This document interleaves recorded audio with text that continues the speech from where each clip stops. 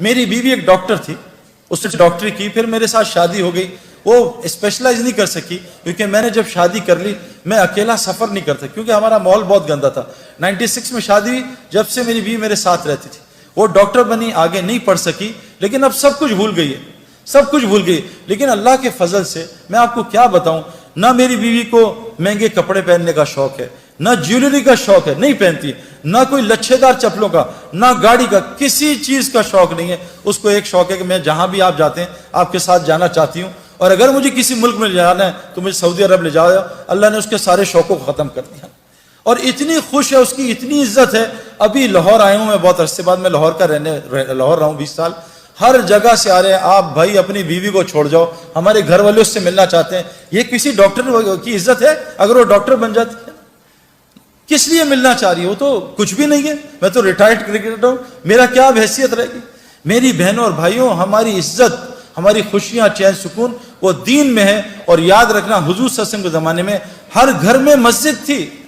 मेरी बीवी ने घर में एक कोना बनाया है, जो मस्जिद है, उस कमरे में ना तस्वीर है ना उस, मेरे घर में वैसे टीवी अल्हम्दुलिल्लाह है नहीं, तस्वीर नहीं, लेकिन मेरी बीवी ने जहां वहां चीजें, किताबें भी रखी है ना बच्चों की, तस्वीरों पे पेंसिल मारी हुई है, पेंसिल, दवाइयों पे पेंसिल मारी है, वहां नोट भी नहीं रखती, पैसे भी नहीं रखती।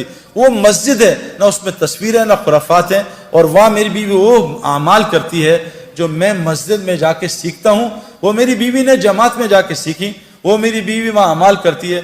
मैं आपको बता नहीं सकता कि मेरे घर में मेरे गैर हाजमी चोर भी आए हैं, क्या हुआ, मैं क्योंकि सब रिकॉर्ड हो रहा है, मैं बुजुर्ग नहीं बनना चाहता, लेकिन मैं आपको बता नहीं सकता कैसे मेरे घर में ना होने के बावजूद अल्लाह ने मेरी बीवी की हिफाजत की। और मैं अक्सर क्रिकेट की तरह अब बाहर रहता हूं, हम डिफेंस में रहते हैं, बस सिक्योरिटी का बहुत प्रॉब्लम है, कैसे अल्लाह ताला ने मेरी बीवी की, मेरे बच्चों की हिफाजत की है, आपको बता नहीं सकता। इसके लिए आखिरी गुजारिश कर रहा हूं कि तबलीग वाले क्या कर रहे हैं कि जैसे सिफात पायलट की हवाई जहाज और हवा में आती हैं, एक आदमी बाल्टी में बैठ जाए या टब में लेट जाए और कहे मैं जी स्विमर बनूंगा, वो कभी स्विमर बन सकता है? उसको स्विमिंग पूल के माहौल में बैठना पड़ेगा। एक आदमी रक्षा खरीद ले कि इंशाल्लाह 2 साल बाद मैं PIA का पायलट बनूंगा, ये पागल है, ये बगैर हवाई जहाज में जाए पायलट नहीं बन सकता। एक आदमी जब तक, ये लड़कियां और लड़के, जब तक वो मस्जिद की मेहनत जो हजरत मोहम्मद सल्लल्लाहु अलैहि वसल्लम ने की, जिससे अंदर उनके अंदर सिफात आई, सिफात है ना, क्या सिफात? एक सहाबी जंग में शहीद हो रहे हैं, उनका चचाजाद पानी लेके आया, ये पानी पियो, पानी पानी आवाज आई तो पानी पीने लगे, साथ से आवाज आई पानी पानी। चचाजाद भाई ने कहा पहले उसको पिला, मुझे छोड़ दे। वो पानी पिलाने लगे तो आगे से आई पानी की आवाज, वो कहा मुझे छोड़, उसको पिला। फिर वो वहां से भाई की आवाज आई, तीनों सहाबी शहीद हो गए और पानी एक दूसरे को पिलाने का कर दिया। मेरे प्यारों, हमारे अंदर अंबिया वाली सिफात हैं, लेकिन मैं आपको सच बता रहा हूं, जब तक हम मस्जिद की उस मेहनत से नहीं गुजरेंगे जो हजरत मोहम्मद सल्लल्लाहु अलैहि वसल्लम लेके आए हैं, हमारे अंदर वो सिफात नहीं आ सकती। उन सिफात को लाने के लिए कहते हैं अपने घर में हमारी बहनें मस्जिद बनाएं और हम रोजाना मस्जिद को वक्त दें। मस्जिद में हजरत मोहम्मद सल्लल्लाहु अलैहि वसल्लम की 4 आमाल होते थे। हमारे क्रिकेट ग्राउंड में 3 आमाल होते थे, फील्डिंग प्रैक्टिस, नहीं 4 आमाल, fielding practice, bowling practice, batting practice और फिटनेस प्रैक्टिस। हजरत मोहम्मद सल्लल्लाहु अलैहि वसल्लम की मस्जिद में क्या होता था? एक ईमान का हल्का लगता था, ईमान बनाने की प्रैक्टिस। आप मुझे कसम खा के बताओ, झूठ ना बोलना, आप दोनों लड़के लड़कियां बैठे हो, बताओ मुझे कि इस साल आपने फरिश्तों को कितना तस्करा किया? किसने किया? मुझे कुरान से एक फरिश्तों का वाकया सुना के बताए, बताओ भाई किसने किया? हम ईमान किस पे लाए? आमन तो बिल्ला, सारा दिन मखलूक की बात, इससे हुकूमत से ये होता है, फलां से ये होता है, फलां से, आमन तो बिल्ला। हम अल्लाह से होने को बोलते नहीं, ईमान कहां से बनेगा?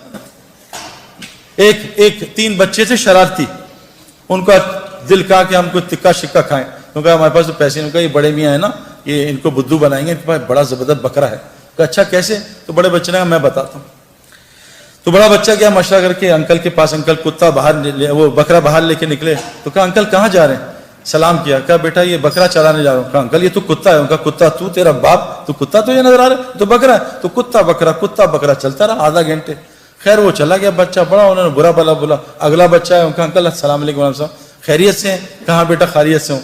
कहा कहाँ जा रहे? कहा बेटा बकरा चलाने। उनका अंकल ये तो कुत्ता है। उनका कुत्ता तू होगा, तेरा फला, कुत्ता बकरा। वो चलती रही तकरार कुत्ते बकरे। वो तीसरा बच्चा है, अंकल अस्सलाम वालेकुम साहब, आप परेशान लग रहे हैं। कहा बेटा ये 2 पागल के बच्चे आए हैं, मेरे बकरे को कुत्ता कह रहे हैं। अंकल ये कुत्ता ही तो है। उन्होंने मारा होंगे कुत्ता, ये बकरा ही दे दिया अपना। جب بار بار میں آپ میں سے کسی کو کہوں نا یار تم پیلے لگ رہے ہو، تم پیلے 5 منٹ میں 10 دفعہ کہوں گا، آپ چھٹی دفعہ شیشہ یار پیلا تو کہیں نہیں ہو گیا، سعید بھائی پیلا کہہ رہے ہیں۔ یہ میرے پیارو اللہ بڑے ہیں، اللہ سے ہوتا ہے، اللہ ہی کرتے ہیں، یہ ساری کائنات کرنے میں اللہ کی محتاج ہے۔ حضرت ابراہیم علیہ السلام بچے پہ چھری چلا رہے ہیں، اللہ نہیں کاٹ رہے کہ ابراہیم جب تک اللہ کی مرضی نہیں ہوگی چھری نہیں کاٹ سکتی۔ نمرود ابراہیم علیہ السلام کو جلا رہا ہے، اللہ بتا رہے ہیں کہ جب تک اللہ چاہیں گے ابراہیم علیہ السلام کو آگ نہیں جلا سکتی۔ میرے پیارو جب تک ہم یہ روزانہ باتیں نہیں کریں گے آمنت باللہ کہ ساری کائنات اللہ کی محتاج ہے، اللہ بغیر ماں باپ کے بچہ پیدا کر سکتے ہیں، آدم علیہ السلام بغیر بچے کے عیسیٰ علیہ السلام کو پیدا کر سکتے ہیں، بغیر ماں کے اماں حوا کو پیدا کر سکتے ہیں، پہاڑی سے حاملہ اونٹنی نکال سکتے ہیں، اللہ کو اونٹنی کی ضرورت نہیں ہے، بغیر موسم کے حضرت مریم کو پھل کھلا سکتے ہیں، مچھلی کے پیٹ میں یونس علیہ السلام کو 40 دن زندہ رکھ سکتے ہیں۔ اے میرے دوستو، اے میری بہنوں بھائیوں، ہم کو یہ روزانہ سننا بولنا پڑے گا۔ یہ دیکھو جسم جو ہے نا، دیکھو جسم یہ آج اللہ کی اطاعت پہ کیوں نہیں آ رہا؟ حالانکہ اللہ قرآن میں کہہ رہے ہیں یہ اسلام فطری دین ہے، یہ تمہاری جسم اس فطرت پہ بنا ہے۔ آنکھ جیسی لڑکی دیکھے نظر نیچی ہو جائے، یہ فطرت ہے۔ آنکھ کا نابہم لڑکیوں کو دیکھنا فطرت کے خلاف ہے، اسی لیے تو دل بے چین ہوتا ہے۔ حرم میں گئے، حرم میں غلط پارکنگ کر دی اور حرم کی نماز پڑھی شیخ سدیس کے پیچھے، ایک مخلوق کا حکم توڑا، اب نماز میں بے چین ہے، یار گاڑی غلط پارک کر دی۔ ایک مخلوق کے حکم توڑنے سے حرم کی نماز میں دل بے چین ہے۔ میرے پیارو خالق کا تم حکم توڑ کے ہم چین آ جائے گا ہمیں؟ خالق کہہ رہے ہیں لڑکیوں نظریں نیچی رکھو، مردوں کو مت دیکھو، قرآن ہے یہ، سورہ نور اٹھائیں، اے مومن مردوں نظریں نیچی کرو، لڑکیوں کی طرف نہ دیکھنا۔ اور یہ میں آپ کو کنفرم بات بتا رہا ہوں، میری بات یہاں سے جائے گی، یہاں سے نکل جائے گی۔ وہ لڑکے لڑکیاں جو نامحرم کو دیکھتے ہیں، ان کو ہدایت ساری دنیا کے ولی مل جائیں، ہدایت نہیں دے سکتے۔ یہ سب سے بڑی بیماری اس وقت معاشرے کی میرے اندر بھی تھی، میں نے ان کو بند کیا 4 مہینے، تو میں آپ کو بتاؤں اللہ نے کیا دکھایا۔ میں شوگر کے انجیکشن لگواتا رہا دنیا میں، لیکن رسگلے گلاب جامن نہیں چھوڑے۔ میرا علاج کوئی ڈاکٹر کر سکتا ہے؟ سب سے بڑا مسئلہ یہ، سب سے بڑی برائی، موسیٰ علیہ السلام شعیب علیہ السلام کی بیٹیوں کا پانی نکال رہے ہیں۔ وہ 2 یا 3 بیٹیاں، کتنی تھی؟ 2 تھیں، 3 بیٹیاں تھیں، ان کا پانی نکال رہے ہیں۔ تو بیٹیاں کہہ رہی تھی چلو ابا کے پاس، ہماری مدد کی ہے۔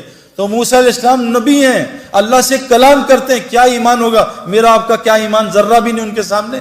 وہ کہہ رہے ہیں تینوں لڑکیوں سے تم میرے پیچھے چلو، تم آگے چلو گی اور ہوا اڑے گی اور تمہاری قمیضیں تمہارے کپڑے ہلیں گے، میری نظر نہ پڑ جائے، تم پیچھے چل کے راستہ بتاؤ۔ نبی اپنی نظروں کی حفاظت کر رہا، ہمیں ضرورت نہیں ہے۔ نبی اپنی بیویوں سے کہہ رہے ہیں اے میری بیویوں، سامنے وہ عبداللہ بن مخدوم آ رہے ہیں، کہا یا رسول اللہ وہ تو نابینا ہے، کہا تم دونوں نابینا تھوڑی، چلو اندر چلے جاؤ۔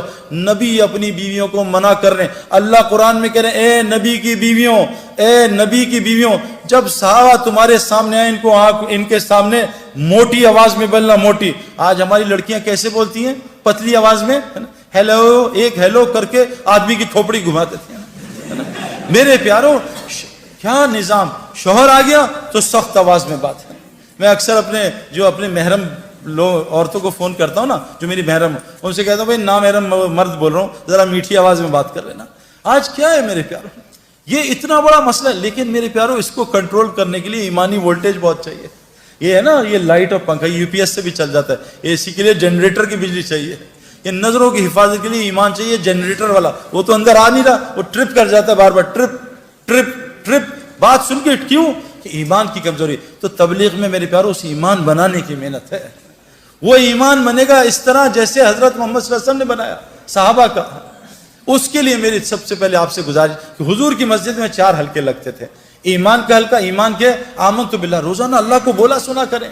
4 رستوں سے کلمہ دل میں جاتا ہے۔ دیکھو پیٹ، گولی، سر میں درد ہے، گولی منہ میں ڈالی، پیٹ میں درد ہے، گولی منہ میں گئی، گھٹنوں میں درد ہے، گولی منہ میں گئی۔ جب ایمان کلمہ لا الہ الا اللہ، دیکھو گولی کی طاقت بندوق میں ظاہر ہوتی ہے، ہاتھ میں نہیں۔ شیر کی طاقت پنجرے میں نہیں، جنگل میں ظاہر ہوتی ہے۔